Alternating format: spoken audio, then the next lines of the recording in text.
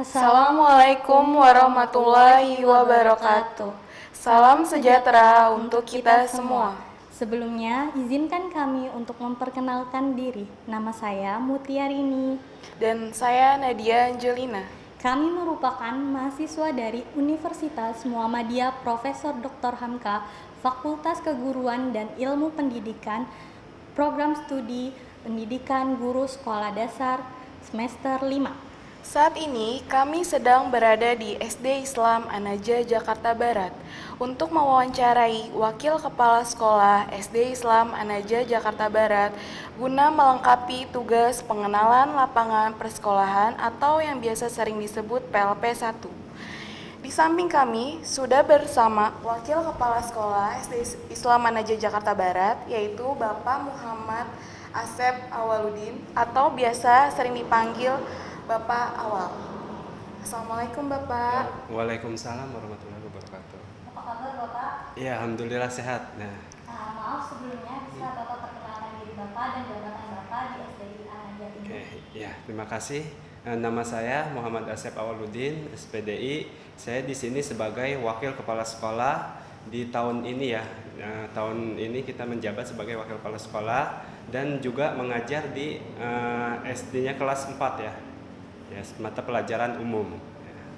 Jadi maksud tujuan kami berdua ingin mewawancarai beberapa hal mengenai sekolah ini. Pertama itu tentang profil dan kultur sekolah. Yang kedua itu struktur organisasi dan tata kerja di sekolah. Dan implementasi peraturan dan tata tertib di sekolah ini. Di sini saya akan bertanya profil dari SDI An-Najah ini. Ya, untuk profilnya alhamdulillah dengan rahmat Allah Subhanahu wa taala kita dimudahkan untuk ya membuka sekolah Islam ini ya. Di mana sekolah dasar Islam An-Najah ini pertama kali didirikan pada tahun 2009 berkat ya kerjasama dari pesantren Hidayatul Najah yaitu di SD An-Najah Pebayuran. Kita bekerja sama dan berafiliasi ya untuk pengembangan siswa-siswa untuk mendalami ilmu agama ya, terutama untuk tahfiz Al-Quran dan kegiatan-kegiatan keagamaan lainnya. Nah, itu persiapan kita untuk membuka SD ini gitu. Itu diantaranya profilnya. Tapi intinya kita membuka SD ini ya tujuannya untuk ibadah dan untuk agar siswa-siswa kita menjadi anak yang bisa menghafal Al-Quran ya. Itu diantaranya seperti itu. Selanjutnya, apa sih Pak kelebihan sekolah ini dengan sekolah dasar yang lain?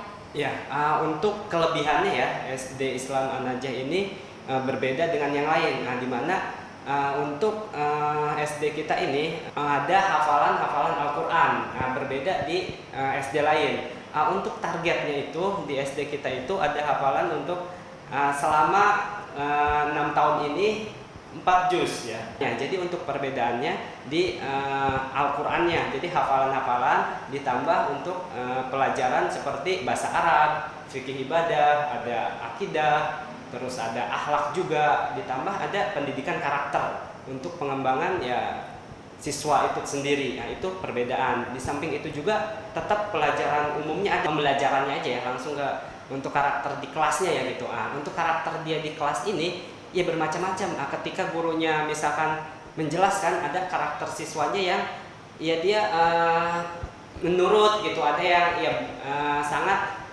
ya berpotensi gitu, dia ngerti gitu, ada. Tapi ada juga siswa yang kadang-kadang dia susah gitu, karena bisa jadi dia belum paham ya.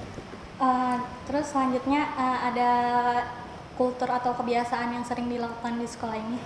Untuk kultur atau kebiasaan biasanya kita ada kegiatan ya sebelum pulang itu ada murojaah surat Al-Baqarah. Itu rutin setiap hari dari pukul jam 1 sampai jam 2. Itu yang pertama kultur kita ya, dia membaca ya surat Al-Baqarah. Itu rutin, ditambah yang seperti biasa ya tahfiznya itu emang udah paling rutin. Ditambah ada kebiasaan kelas bersih. Jadi kelas ini kita bersihkan tiap hari anak-anak ya, dibantu oleh ya wali kelasnya yang mengontrol. Itu biasanya kita lakukan setiap hari pukul jam 2 sampai jam 2.15 karena kita pulang pukul jam 2.15. Dari jam 2.15 menit anak-anak rapi-rapi kelas, membiasakan bersih ya kelas, itu diantaranya kebiasaannya. Kan akhir-akhir ini kan kita sekolahnya offline kan Pak. Ya. Itu perbedaannya tuh apa tuh kebiasaan dari yang sekolah offline, sekolah biasa dengan sekarang yang online? Kalau untuk yang online dulu ya, untuk kebiasaan online paling kita agak susah ya untuk membedakan ya, karena seperti kayak kita ngasih materi atau tugas-tugas itu ya semuanya pada bisa gitu. Untuk kendalanya ya, yang online itu emang lancar ya. Untuk offline ini karena dia langsung oleh kita, dia biasanya ada perbedaannya itu belum ya agak susah gitu memahaminya. Makanya kita tetap untuk di sini ada offline juga walaupun dibatasi gitu jumlah siswanya. Misalkan dari siswa 30 kita batasi 10 anak atau ya berapa anak. Untuk offline dan online ini emang sangat jauh berbeda ya, lebih baik sih ya offline saja gitu. Selanjutnya, bagaimana model penerapan yang dilakukan untuk meningkatkan mutu pendidikan sekolah? Oke, untuk model penerapan kita ada untuk pendidikan karakter ya, di mana pendidikan karakter ini untuk mutu ya, untuk pengembangan mutu kita atau anak-anak kita, baik untuk pembelajaran atau karakternya, di mana di dalam kita ada buku karakter ya. Jadi karakter itu diambil dari ya seperti dari pemerintah, cuma ditambah ada karakter-karakter religius gitu, teliti, cinta tanah air misalkan ya, sering ya membantu teman, itu misalkan karakter itu. Dari karakter itu kita bisa membangun ya untuk mutu dari sekolah kita, karena dari situ ketahuan. Misalkan di situ contohnya ada misalkan anak rajin sholat, setelah sholat itu persiapannya apa aja, di situ ada wudhu. Setelah wudhu kemudian dia nanti ada penilaian sholat sunnah, itu kemudian lanjut zikir setelah sholat, keterangan seperti itu. Dilanjut ada setelah itu penilaiannya di karakter itu buku ada ini ya, mengerjakan PR di rumah, membantu orang tua, terus ada juga dia itu rajin misalkan teliti dalam mengerjakan dan lain-lain. Itu meningkatkan mutu dari dalam seperti itu kita. Jadi anak-anak kita kembangkan pengetahuannya dan karakternya itu dalam buku karakter itu. Apa saja sih Pak strategi yang sekolah lakukan untuk memajukan sekolah ini? Strateginya untuk memajukan ya, paling untuk memajukan ini kita ya beserta jajaran ya, kita ini bahu-membahu. Yang pertama untuk memajukan paling kita merekrut ya murid-murid dulu yang banyak ya, untuk memajukannya dulu. Pertama jadi ada siswa misalkan dari pertama sedikit ya, untuk berkembang gurunya itu kita ya arahkan untuk ya pengembangan sekolah. Misalkan di sini ada sekolah SD gitu, SD ini ada hafalannya gitu misalkan. Dari hafalannya ini ya orang-orang nanti pakai ngelihat gitu, dari jumlah siswanya banyak, terus seperti itu pengembangannya. Jadi wali murid atau ini ngelihat dari hafalannya gitu, jadi tertariknya gitu. Jadi hafalan siswa untuk proses pengembangannya dibantu oleh guru-guru ya. Guru-guru ngebantu yaitu tadi promosi atau memberikan ya masukan-masukan yang positif ya. Misalkan di sini ada SD An-Najah nih yang dimana penerapan hafalannya ya bagus gitu, terus ya untuk anak-anaknya cepat hafal ya, seperti itu. Ya, selanjutnya bagaimana struktur organisasi dan tata kerja di sekolah ini? Apakah sudah sesuai dengan tugasnya masing-masing? Ya, untuk struktur ya insya Allah udah lengkap ya, ada dari ketua yayasan yaitu sekretaris, bendahara, sampai ke kita nih dari SD ada wakil kepala sekolah, ada kurikulum, bagian kurikulum, ada kesiswaan, ada koordinator agama, koordinator umum, semuanya udah lengkap. Guru insya Allah udah lengkap. Jadi semuanya berjalan dengan tugasnya masing-masing dan menjalankan fungsinya sesuai dengan tugas yang diembannya masing-masing seperti itu. Apa saja sih peraturan dan tata tertib yang ada di sekolah SD Islam An-Najah Jakarta Barat? Ya, untuk tata tertibnya untuk siswa dan guru emang kita prioritasnya ke disiplinan sih di sini. Nggak ada yang melenceng ke yang lain. Kita upayakan kedisiplinan dulu. Setelah kedisiplinan ini bagus, ya baru ke arah yang lain gitu kita perbaiki. Yang lainnya tetap ada, cuma tidak terlalu mendominasi ya, karena kita ingin siswa itu ya itu tadi disiplin, ya tepat waktu dan tidak melanggar gitu aja. Kegiatan rutin di SD An-Najah ini apa aja sih Pak, yang berupa kayak kurikuler atau ekstrakurikulernya itu apa aja? Ya, kita ada biasanya tambahan itu berenang ya, berenang. Kemudian ada kegiatan kalau untuk berenang untuk putra putri ya. Kalau untuk futsal untuk laki-laki biasa. Terus ada kegiatan lain seperti study tour. Study tour ini biasanya kita adakan setahun sekali. Terus yang lainnya ada kegiatan olahraga ke hutan kota. Kita jalan dari sini itu biasanya per bulan kegiatan itu.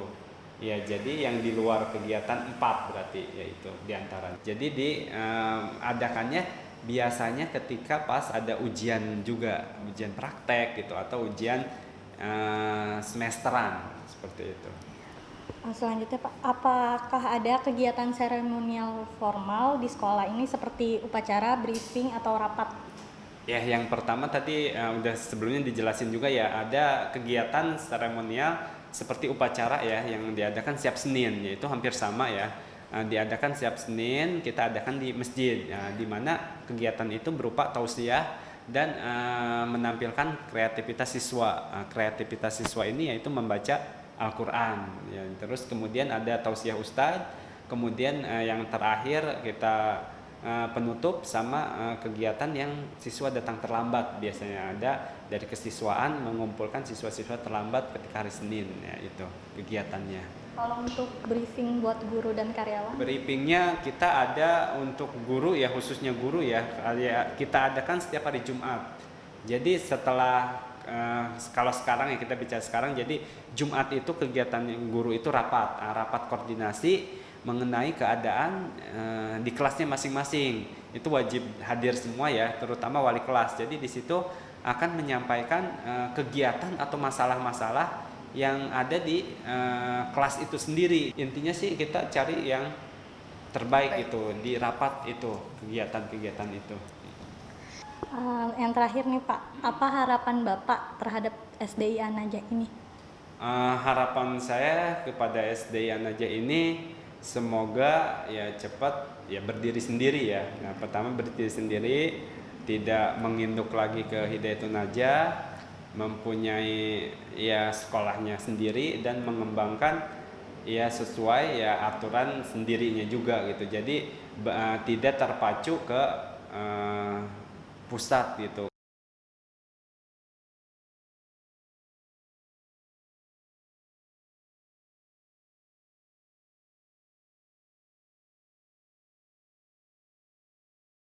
Sekianlah penjelasan yang dapat saya sampaikan. Kurang lebihnya mohon maaf jika ada salah-salah kata, dan paling saya cukupkan ya untuk penjelasan ini. Terima kasih juga sudah berkunjung ke sekolah kami.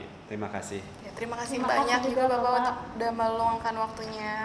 Ya, kami atas nama Universitas Muhammadiyah Profesor Dr. Hamka mengucapkan maaf apabila ada kesalahan dalam kami menyampaikan pertanyaan atau ada kata-kata yang kurang berkenan di hati.